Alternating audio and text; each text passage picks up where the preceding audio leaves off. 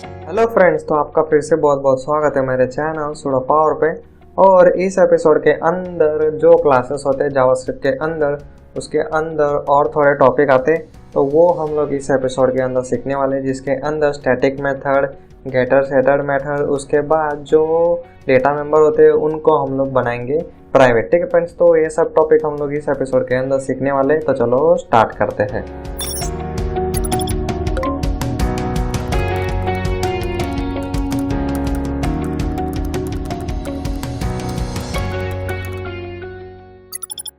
तो फ्रेंड्स, सबसे पहले हम लोग देख लेते हैं स्टैटिक मेथड एंड प्रॉपर्टी। ठीक है फ्रेंड्स, तो जब भी आप प्रॉपर्टी डिफाइन करोगे और फंक्शन डिफाइन करोगे, उसके आगे अगर आपने लिख दिया स्टैटिक, तो ये जो फंक्शन है ये बन जाएगा आपका स्टैटिक मेथड, और ये जो डेटा मेंबर आप जिसको बोल सकते हो वो बन जाएगा आपका स्टैटिक डेटा मेंबर, या फिर आप उसको प्रॉपर्टी भी बोल सकते हो। और इसका एक कैरेक्टरिस्टिक है, जब आपको समझो ये अगर मेथड आपको एक्सेस करना होगा तो आपको ऑब्जेक्ट बनाने की ज़रूर नहीं है। आप डायरेक्टली आपका जो क्लास का नेम होगा उसके साथ डायरेक्टली वो फंक्शन को या फिर वो प्रॉपर्टी आप एक्सेस कर सकते हो। तो इसका हम लोग अभी प्रैक्टिकल देख लेते हैं। तो अभी आ जाओ VS कोड के अंदर। यहाँ पे मैं सिंपल क्लास बनाता हूँ, इसके अंदर एक स्टैटिक डेटा मेंबर में यहाँ पर डिफाइन कर देता हूँ।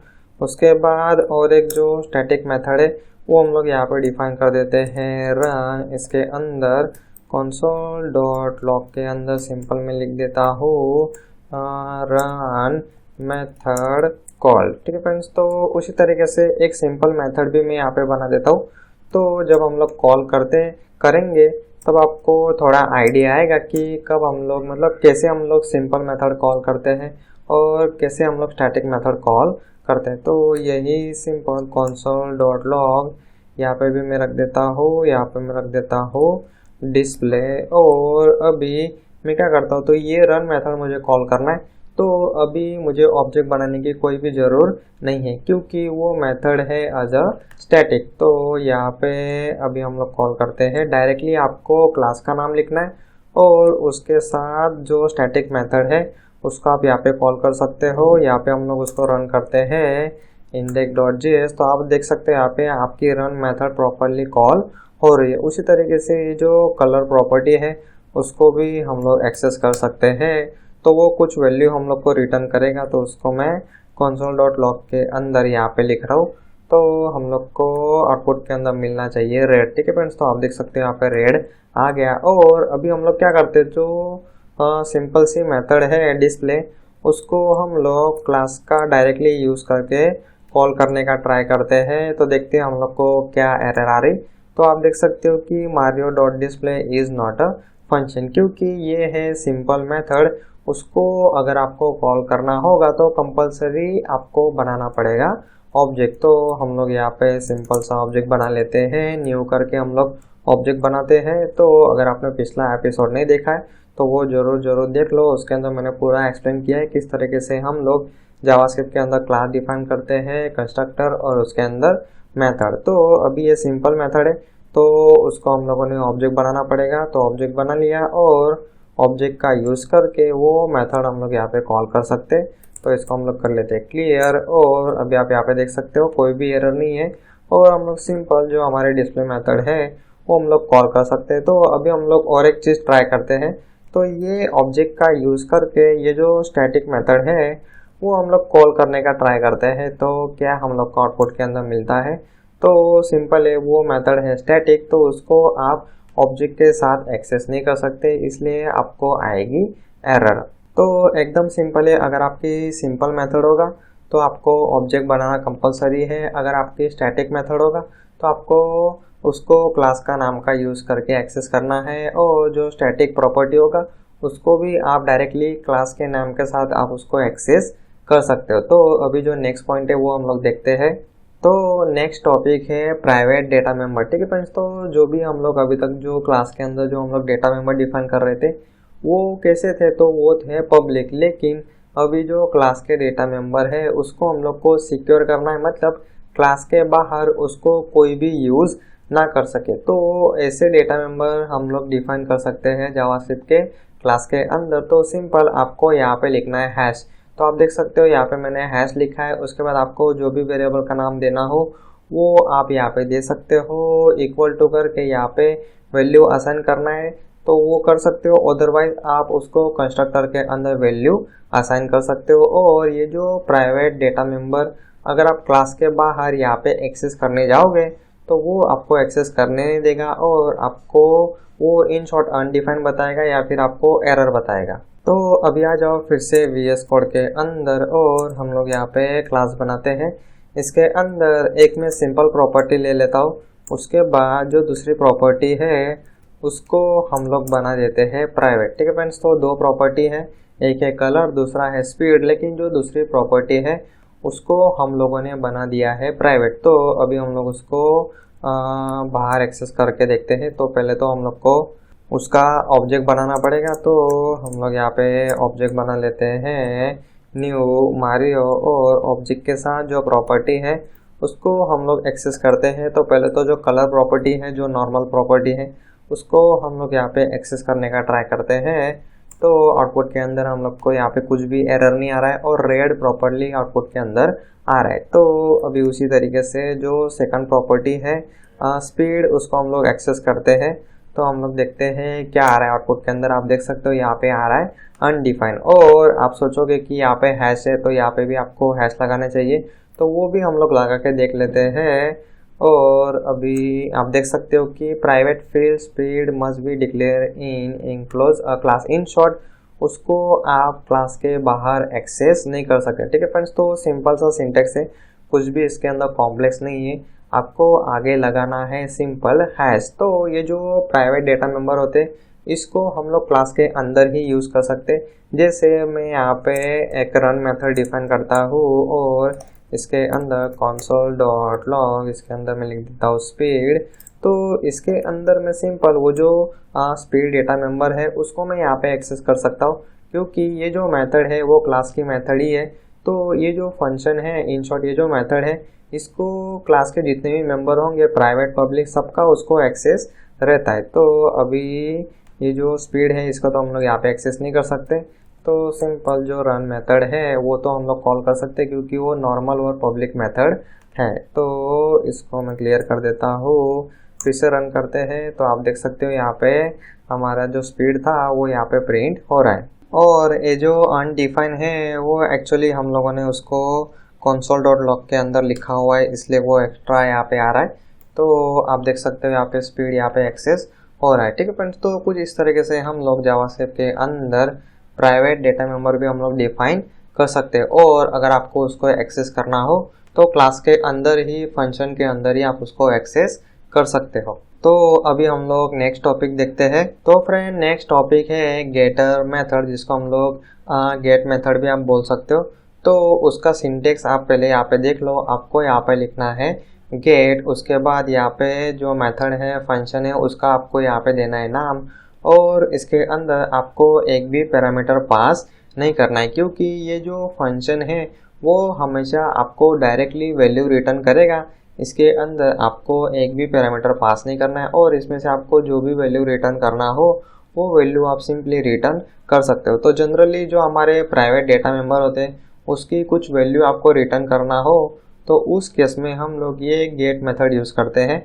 और जब भी हम लोग को ये जो गेट मेथड है वो हम लोग को कॉल करना होता है तो उसको आप डायरेक्टली कुछ इस तरीके से कॉल कर सकते हो। यहाँ पे आपको फंक्शन ब्रैकेट लगाने की ज़रूरत नहीं पड़ती। जैसे जो नॉर्मल मेथड होती है, जैसे डिस्प्ले मेथड है, उसको हम लोग जब कॉल करते हैं तो डिस्प्ले और यहाँ पे फंक्शन ब्रैकेट लगाते हैं, तो वैसा आपको इस केस में नहीं करना है। इसलिए आप देख सकते हो कि यहाँ पे आप कोई पैरामीटर भी उसके अंदर पास नहीं कर सकते। तो कुछ इस तरीके से स्पेशल मेथड होती है, उसका काम एक ही होता है जो आपको वैल्यू रिटर्न करता है। उसी तरीके से सेटर मेथड है, उसका जो काम है वो वैल्यू सेट करना होता है। तो इस तरीके से दो आप मेथड बना सकते हो और उसका जो नाम है वो आपको रखना है सेम। आप देख सकते हो यहाँ पे ईयर और यहाँ पे ईयर, तो सेट के अंदर आप यहाँ पे पास कर सकते हो वैल्यू। तो जब भी आप उसकी वैल्यू, मतलब ये जो फंक्शन आपको कॉल करना हो, तो उस केस में आप सिंपल यहाँ पे इक्वल टू करके यहाँ पे जो भी वैल्यू आप पास करोगे वो इसके अंदर पास होगा पैरामीटर के अंदर। और यहाँ पे अंदर तो आपको जो कैलकुलेशन करना हो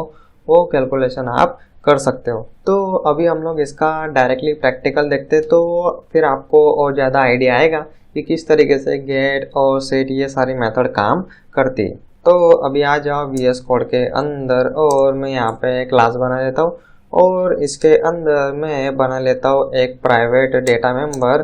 तो फ्रेंड जनरली हम लोग जो गेटर सेटर जो बनाते हैं वो हम लोग जनरली जो हमारे प्राइवेट डेटा मेंबर होते हैं उनको अगर आपको बाहर एक्सेस देना हो तो उस सिचुएशन में हम लोग गेटर सेटर मेथड बनाते। और भी उसके बहुत सारी कंडीशन है, उसमें से एक आपको सिंपल मैंने एग्जांपल बताया। तो इसके अंदर आपको लिखना है, पहले तो हम लोग गेटर मेथड बना लेते हैं जिसको आप गेट मेथड भी सिंपल बोल सकते हो। तो गेट आपको कंपलसरी लिखना है और उसके बाद आपको यहाँ पे मेथड का नाम लिखना है। तो गेट के अंदर तो हम लोग कुछ भी यहाँ पे पैरामीटर पास नहीं कर सकते। तो एक्चुअली ये जो प्राइवेट डेटा मेंबर है और ये जो मेथड है उन दोनों का नाम सेम नहीं होना चाहिए। तो उससे बेटर हम लोग इसका जो नाम है वो हम लोग थोड़ा चेंज कर देते हैं और यहाँ पे मैं रख देता हूँ अंडरस्कोर, या फिर उसके बजाय इसको मैं थोड़ा क्लियर कर देता हूँ और इसको मैंने चेंज कर दिया प्राइवेट कलर। तो ये जो प्राइवेट कलर है उसको तो हम लोग मेथड के अंदर यूज़ कर सकते हैं। तो यहाँ से उसको मैं डायरेक्टली कर देता हूँ रिटर्न, और दिस तो आपको यूज़ करना ही है क्योंकि उसके साथ ही हम लोग वो डेटा मेंबर जो है उसको हम लोग एक्सेस कर सकते। तो इतना पहले हम लोग रन करके देख लेते। तो ये जो कलर मेथड है उसको हम लोग एक्सेस करते हैं। तो अगर क्लास का कोई डेटा मेंबर और मेंबर फंक्शन अगर आपको एक्सेस करना हो तो हम लोग को बनाना पड़ता है ऑब्जेक्ट। तो पहले तो हम लोग यहाँ पे बना लेते हैं ऑब्जेक्ट, और ऑब्जेक्ट का यूज़ करके हम लोग जो हमारा मेथड है गेट मेथड उसको हम लोग कॉल करते।